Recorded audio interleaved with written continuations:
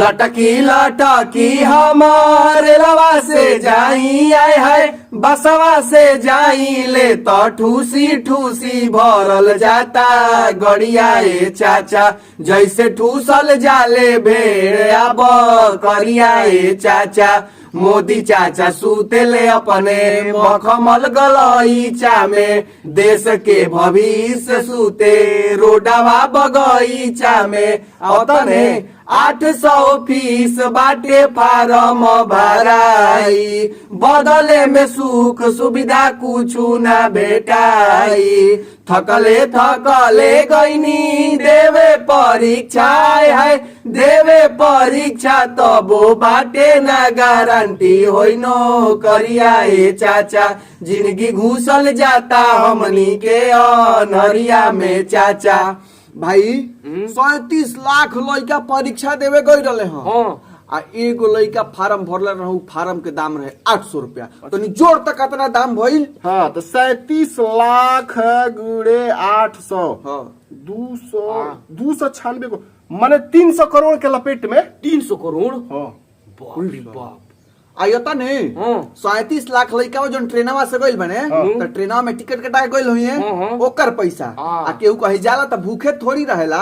खाला पियला नु त खइले बा त ओहू में जीएसटी देले बा प्लस से होटल में रहता ओहू में दाम देले बा तो 600 करोड़ के मात धली रे। अब कहो हाथना पैसा में से 2-3 गो ट्रेन ना चला दीत लो ताकि लइकन के जान खतरा में मत पड़ो माने इतना पैसा का हुई पागल हो। मोदी चाचा अब की जन्मदिन पर चीता खरीदले रहे हैं अगले हाली अपना जन्मदिन पर हुड़ार खरीदी है हुड़ार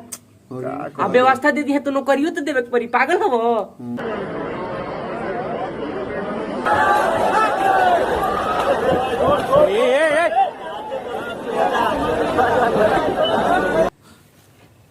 कैसन भीड़ हो हतना यूपी पीईटी पेट के एग्जाम के भीड़ हरे भाई। अच्छा जानते रे अगर ई एग्जाम पास कर जीबे नु तो यूपी में कोनो ग्रुप सी पद खातिर फार्म आई न तो तू फार्म भर सकत रे आ अगर एकर वैलिडिटी 1 साल बा अगर 1 साल तक ग्रुप सी पद के कोनो वैकेंसी ना आइलू तो ई परीक्षा पास भइला के कोनो मतलब तार नहीं के बदल एगो बात अतने जान लो कि ई परीक्षा पास कइला के नौकरी से डायरेक्ट कोनो कनेक्शन नहीं खे खाली बानर बजावल गइल। हाय रे बेरोजगारी साला फार्म कैसनो होके लइका एकदम टूट जाता रे कैसो एकदम कुछु को के नौकरी लाग जाऊ। हां का करब। अच्छा हई एगो समस्या जानत रहो भाई जानत रे तू परीक्षा के सेंटर डलबे पटना नु तो दे दी लखनऊ लखनऊ डलबे नु तो दे दी बंगलोर ये अलगे समस्या बा। माने चाचा कैचिए चाल चलता रहो रोजगार देवे के कही के आई रहल मर्दे खुदे कमाए के जरिया बना ले लो 500-600 करोड़ एगो फार्म ले कमात रहो आ सुविधा के नाम पर आदमी ट्रेन में लटक के जाई मजाक चलता मजाक। एगो और बात बा point to be noted milord